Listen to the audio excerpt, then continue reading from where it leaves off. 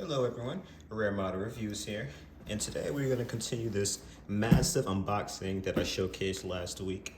So, of course, this box enormous, as you guys just seen. I'm going to go ahead and move this thing off to the side. And much like we did last week, I'm going to go ahead and start pulling things out of this box because otherwise I would not be able to even get this thing all off on the same frame. So what I usually like to do is kind of give a shout out to the person who unpacked this thing. So that's going to be Devin here. And we're going to go ahead and start off with the first kit in this box here. And that is going to be the Master Grade Freedom 2.0. So for those of you who've watched some of my past unboxings, you know that I have the Master Grade Strike Freedom was the MGEX. So this is basically, at this point I have the Freedom 2.0 and the Strike Freedom 2.0. I mean, that's basically what the Extreme Burst is. I'm actually gonna take this off the tripod. I feel like it's always a little easier when I don't have the tripod here. But look around the side of the box here. This is gonna be an older kit. This came out 2016. I believe that it was ironically a year before they made the switch to having everything in English text translated around the box. The lack of English translations aside, you still do have what's going to be an amazing kit. And one thing that I'm really excited for with this kit here is the fact that there has been a lot of complaints about the second run of the Gundam Seed kits, in which this one particularly has an issue with the hip joints where they are a little too tight, and as a result, people have complained that they've had their freedom snapped. So I've been looking up on a subject, and I have a trick up my sleeve on how to deal with said issue. So we're going to see if I can properly deal with that problem. Maybe even fill you guys in on how I dealt with said problem.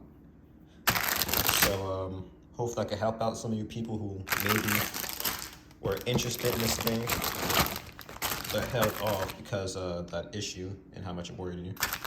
Now, if I'm not mistaken, the first run of Seed kits, that's basically the remastered Strike and all of the captured Omni Gundams, Razor from the Bust of the Ages, etc. I believe those do not have the issue of the fragile hip joints. It's again just the Freedom 2.0 Justice and the Providence that you have to worry about the wing stand. So of course we have the dark red beams. Everything 2013 onwards, I believe, started using the dark red beams. And most I really like the color scheme going for this thing. That's one of the things I always loved about the Strike. Well, yeah, the Strike Freedom too, but the Freedom itself had a very unique color scheme, authentic, so what you see with most Gundams, but still unique enough to where it stands out in what is now a horde of red, white, and blue mobile suits. So this thing has a decent bit of stickers, more so just for the eyes and all the cameras around all the guns that I have. So, getting on into the manual here, we have the description of the suit. Of course, I'm saying that Zaf studied the Omni suits closely and created a Gundam of their own. And of course, these are the inspirations for the Freedom here. All the GAT series Alliance mobile suits they captured. What the Freedom did in the story, basically, Lycus gave it to Kira, who recently recovered from his wounds after the fight with Atherin. And then it helped in the first Bloody Valentine War, thanks to its assortment of overkill weapons, which is one thing I always enjoyed about the Freedom. And I always call that the Strike Freedom the overkill Gundams, the fact that they just have a ridiculous arsenal of beams and weapons on it to the point it can wipe out a whole fleet of mobile suits in one shot. Or should I say one full burst. And yet its pilot is practically a pacifist, refuses to kill people, so it just makes you wonder what kind of carnage this thing would be able to dish out if its pilot was actually willing to kill people. I'm gonna go ahead and address the elephant in the room. We all had to see the trailers to Gundam Seed Freedom, and Kira's look a little scary in those trailers, so I'm very curious to see if he finally forgoes that whole no killing rule, at least in one scene in Shinzo's. What kind of devastation the Freedom here can dish out.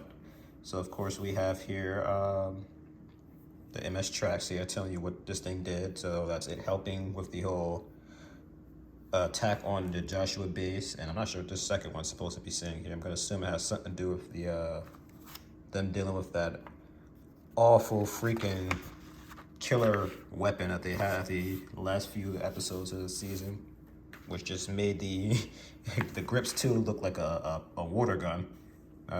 Freaking super weapon was ridiculous. So overall, the construction here doesn't seem too bad, nothing too complicated. There's a lot of big pieces, that's more so for the wings.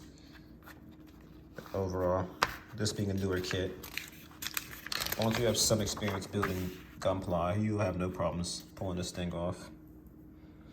So for those of you who are curious, I kind of cut off with the segment a little quick. The issue with the hips, at least I don't think I explained it, was that they are too tight, and as a result, there's like a lot of friction in moving the hips. And as you can see here, I gotta cut myself off. This thing comes with a display base, which is something they usually do with kits that have big, heavy wings. Although this thing probably could stand on its own, honestly, but I'm not gonna complain about them giving me an action base, or in this case, a display base. But moving back onto what I was saying, the hips are too tight into the joints, and as a result, if you move them too much, they end up snapping due to friction. So that's nothing you can't solve just by filing out the runners, or just the runners, the pellets. So that's what I'm going to end up doing. I'm going to end up maybe try to do a bit of a test fit. If that thing looks like it's tight, I'm going to immediately draw back on putting that thing in and shave it down. So I should be able to shave it down so it'll fit. I've had some experience with stuff like that before.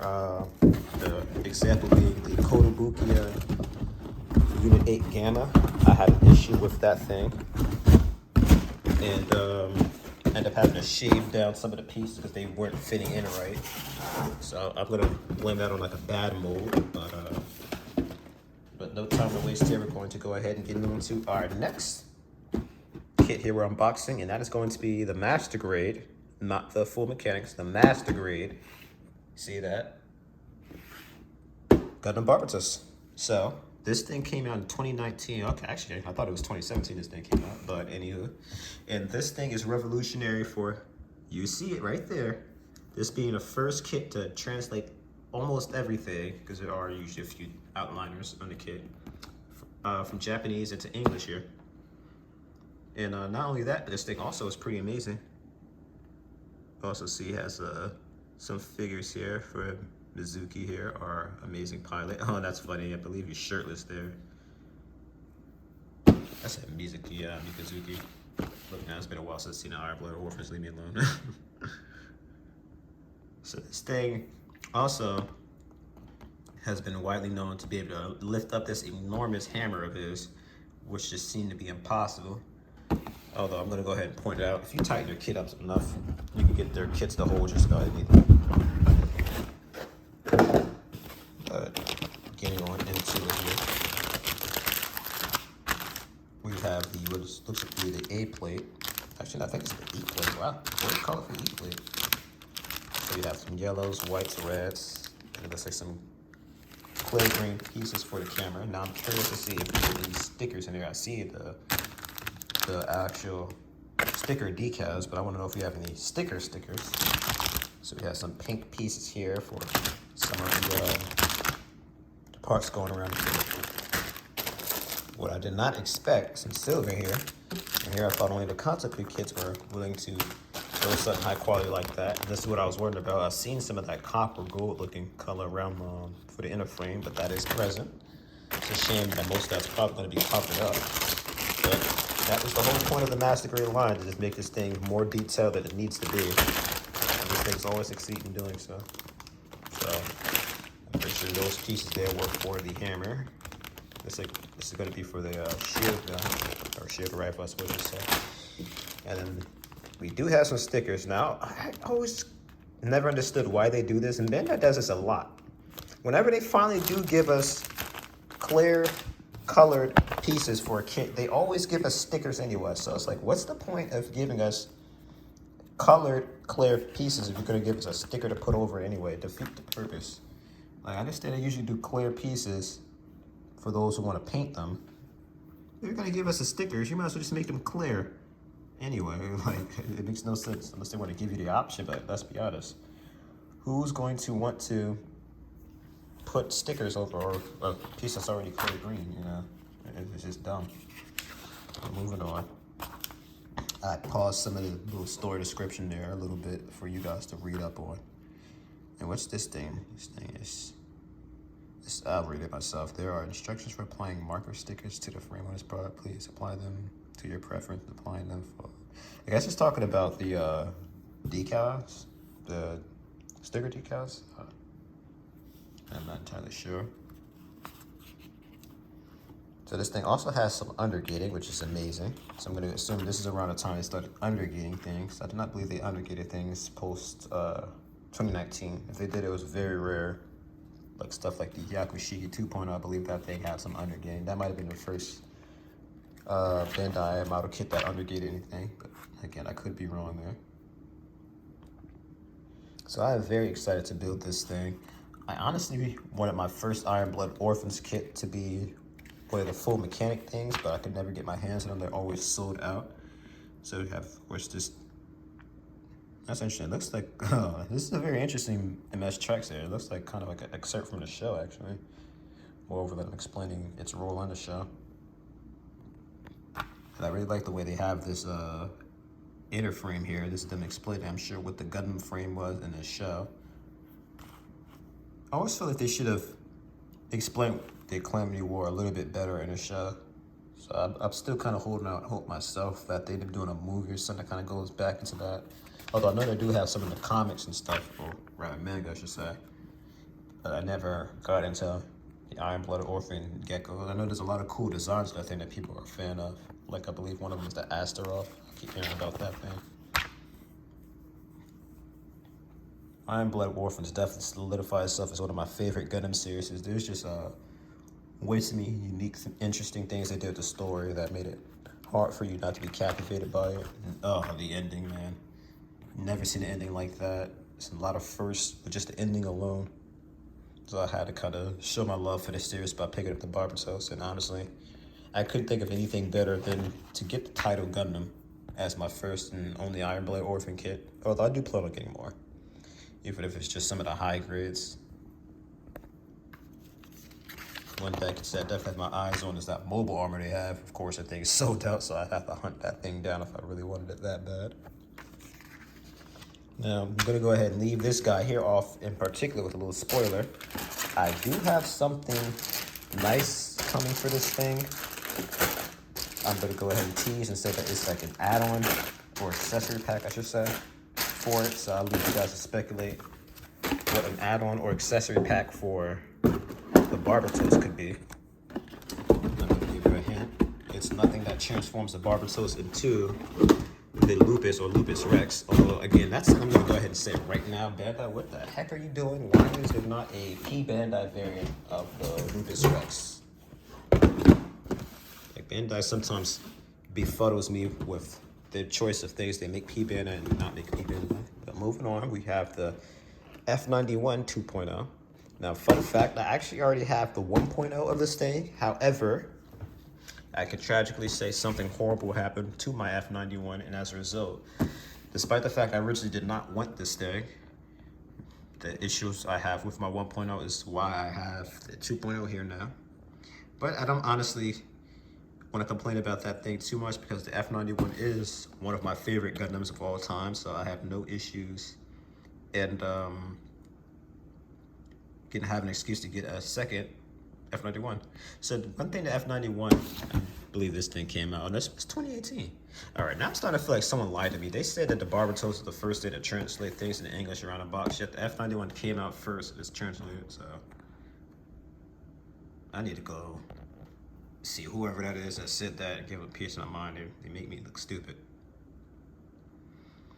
But anyway, the F91 here is it's in this weird lineup of kits that for some reason they were obsessed with trying to put a LED in everything. Of course, you have the 00 kits that first started the whole LED thing, but after, I want to say around the time they released the Origins Gundam, they just started trying to freaking put LEDs and everything for some reason, and a lot of times there's a detriment to the kit. So this thing has sticker styles, decals, dry rub on, and then it looks like just standard stickers, so quite a bit. Most of them look to be for the cameras, for the weapons, and eyes. So this thing has that same kind of colored plastic as the original F91 did. I'm actually curious to see how much of the original will be moved over. So this was unexpected. One thing I can say about the original F91 is it came in an action base too. This one follows suit. I also want to say that this thing has a very small amount of runners in the back, so now this thing, I see this thing would probably be pretty easy to build. I almost want to put this thing to the top of my list, because I admittedly did want this F91 2.0 for a while now, and that combined with the fact I'm already a fan of the F91, I mean, this is getting tempting. So this is very interesting effect sheet they have here. Everything's kind of piled on. And this is, of course, unique to it. So the shield is different from the original version, completely different. These beam sabers are smaller, so these are the real grade style beam sabers that they start putting in wherever necessary. So much like the F90 Gundam Master Grade, which I reviewed. So look at my channel if you want to check that thing out, because I definitely will be bringing that thing back out when I review this thing. Should probably be sooner rather than later now that I'm looking at this. But that thing is, along with this one, of course, they're both 1 to 100 kits, yet they use beam sabers that are effectively for a high grade. That is because, if you guys did not know, the F91 was part of the phase where Gundam started getting smaller, which is stark contrast to the UC90s, where everything started getting bigger. You even see it right there, small mobile suit development. So this is, of course, just explaining the SNRI, the one responsible for creating this Gundam and more, and all the things that led up to it. Even have F90 there. I believe that's not the Master Grade. That's probably the original 1 to 100, no grade, but I could be wrong. It's just funny because when I looked at the F90, it had almost this exact same page here for it, but a few other things they added in. So I kind of cut myself off. This thing has an action base. The original F90 did as well. However, that one had a more stylized action base. It looked like the Rafflesia. If you guys know, that was the massive flower-shaped mobile armor that appeared at the end of the movie. So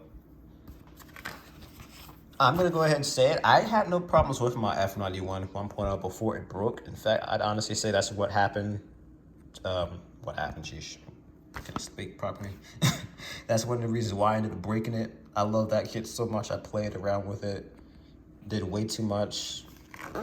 I'm talking about taking a thing apart just so I could see the inner frame and then putting it back together. No, doing stuff like that is a strain on kits, and especially with the original F90 being like, at this point, almost 20 years old. That was a big strain on that kit, and it was also very fragile because that was probably the first, or at least one of the first miniaturized Master Grades they made. And so the technology for that was still new. They still executed it very well, I'd say, but again, a lot of the pieces were super fragile and whatnot, and something was pulling a break eventually, so again, just gonna go ahead and kind of slowly slide over this stuff, give you guys some time to look at it, and pause the video so you can read some of this stuff if you're curious. So one thing I can definitely say, I hope that they made this thing a bit more structurally sturdy, because even though it's a small kit, I still do believe there's a way of making it a small kit sturdy. So I hope they do not have the issues I had with mine. Now, one thing that I can say about the 2.0 that I like better than the 1.0 is it looks a bit more faithful to the design. The 1.0, not so much the proportions, but just the overall design scheme of the F91 didn't quite look right. Like one thing I noticed with the the side racks for the beam sabers and the extra beam shield is that they properly added that black line around the sides of it, whereas the original didn't quite do that. I can also say by looking at the construction of the weapons here, aside from the shield, they appear to be the exact same as they were in the original. The Vespers might be different, not just a little different, but the construction on that even looks a little reminiscent. And that's another thing that was I didn't like about the original. And I actually kind of did this failed modification of the wings too. The wings, well, wings and the feet, I should say, or legs, rather. They didn't properly go flush with the suit, the back of the suit's calves, whereas this one appears to be more flush. And this is something I did not know about. I was curious about this too. There's some sort of gimmick they do with this action base that allows you to light it. Of course, the LEDs come separate. I thought the LED was in the chest, but maybe it isn't. It might just have to do with that gimmick with the action base. But again, they did some very unique things with this 2.0. Which I'd argue warranted them making a 2.0 because of this and I think the Alex. Those were two I originally questioned why they made a 2.0 of. I since changed my mind on the Alex because my Alex got super duper loose over time. Of course, that's nothing you can't solve with, that's nothing you can't solve by just tightening that thing up. But I love the Alex, that's another one of the suits that I don't mind getting a 2.0 of, so I might go ahead and eventually grab the Alex 2.0 as well. So last but not least, the piece de la resistance, and that is going to be the big boy, the colossal, the mammoth, the RE100 Nightingale. This thing is so big I have to change the way I even have my camera set up. So this thing has this description here in English. This one came out in 2014. And again, this is a 100 kit. That's what that RE even stands for, the RE100. So this thing is enormous. Nothing here is translated, but it is telling you this is from the Belle Tarchicus Children novel. Which actually, they finally translated to English, so I don't have to go to a pirated website and look up this thing in English. It's actually translated in English. So I'm gonna eventually pick up that manga because I was always curious about it as to what is so different between that and Char's Counterattack, since that's supposed to be some sort of retelling of it. So for some comparison here, just want you guys to see how big this thing's box is. So these are two full master grades, and this thing's box is almost double the size of both of those. And then let me see if I can move this out the way here. You can even see a decent bit thicker as well. So I'm gonna go ahead and pull this thing up here. Throw that to the side. We're gonna look at the enormous pieces in here. I'm sure I don't have to emphasize how big this thing is. So this thing is practically a mobile armor, how huge this thing is. And I believe this was the first of the RE line. So this one, you know, sold out amazingly. So as soon as this thing popped up on the site, I immediately bought it. I'm not even sure if I even used the discount code when I bought this. I'm gonna assume I did, but just look at the beam saber effect pieces. These are all no, surprisingly, it's not even brand new. This was 2008 on it. So this probably might be the same beam saber pieces that they used on the Master Grade, I'm assuming. Which is crazy to think of the Master Grade having pieces that big for the beam saber effects. I noticed that the Master Grade Sasabi is an absolute unit, but geez. And this is another crazy thing. This thing uses the 3.0 hands. I'm not sure if it says what year these things came out, but I'm pretty sure these are 3.0 hands. And I just can't help but just look at these pieces at all. Like, these pieces are huge. And this thing is literally bigger than my hand. That's how big this is. So this thing is going to be a bit of a chore, even though these are just mostly big parts. This is still a big box, so this thing is going to be pretty much like building a mobile armor in a vein of, like I say, the Dendrobium or the Meteor. Speaking of Dendrobium, I am so sad at myself. That thing finally came back. I don't want to say on sale, they finally reprinted it, and me being cheap and waiting for the Gundam store to give a discount code. They ended up putting that thing on the front page, and that thing got scooped up so fast. And the sad thing is probably mostly by scalpers, so I like missed out on getting one of my holy grails. And this beam rifle again is huge. Like I just gotta get some scale comparison. That is my hand. That is the beam rifle. Got this little few tubes. These things are just as big. I love this little effect they have here of like those little pieces of cover between the joints. I kind of wish they used some sort of cloth type effect or rubber effect like they usually do for those kind of material, but it's alright. It looks good. That's all that really matters. The fact they managed to make it look good, not how it feels. So this thing, of course, uses polycap. So if you guys caught my unboxing from last week, I mentioned that was one of the main reasons why the RE100 line failed. Was the fact that they basically made the RE line nothing but a bunch of oversized high grades. They didn't put the same attention to structural integrity as they did with detail. And as a result, although these things look good, they definitely look good next to a master grade, which is the whole point of them. They don't stand up with the same quality as a master grade just because they cheaped out on a lot of aspects of the kits here, and they didn't do the same kind of plastic on plastic type builds, which are always structurally more stable than using the soft polycaps, which can't hold up something of this size. They managed to pull off making it, but again, the reason why Bandai always kind of said they wouldn't do stuff like this is because it either be too expensive to make, and I can already confirm this thing is almost $100, or again, they just wouldn't be able to support the weight of something this big. They managed to pull it off, but not well.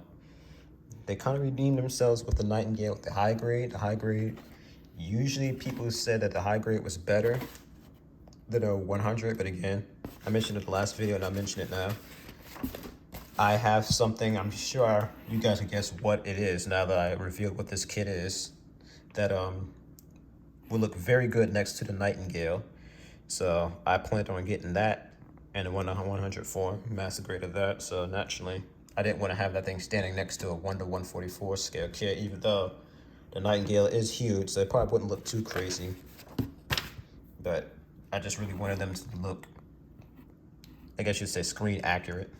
This thing also does some undergetting, it looks like. So there was some care they did with this thing, but again, when I finally end up getting around to building this behemoth, we'll see if a lot of the flack this thing got was warranted or not. Because again, I've seen some reviews of this thing and what have you, but I haven't built and reviewed it myself, so I don't have any impressions of it myself. Just I'm going off of other people's impressions, and you already know what they say about other people's opinions and assumptions. So this thing also looks like it uses an LED. I'm seeing LED here. So again, this is in that era here where they wanted to put LEDs in everything, even managed to get to the RE line. If high grades are big enough, they'd probably have thrown an LED in a high grade. But thankfully, they kind of stopped doing that, I'm guessing because LEDs didn't sell well. I personally believe Bandai being so cheap at LEDs is kind of half the reason why they like never put any LEDs in any of their kits, if I'm not mistaken. They did, it was like maybe a few double O's here and there, but I feel like if they were more willing to give us samples for these LEDs, that might have maybe enticed more people to get the LEDs. Otherwise, it's kind of a who's going out to get an LED. Should I think the few times they did bring an LED in the kit, it didn't even have a battery, so you had to still buy the battery.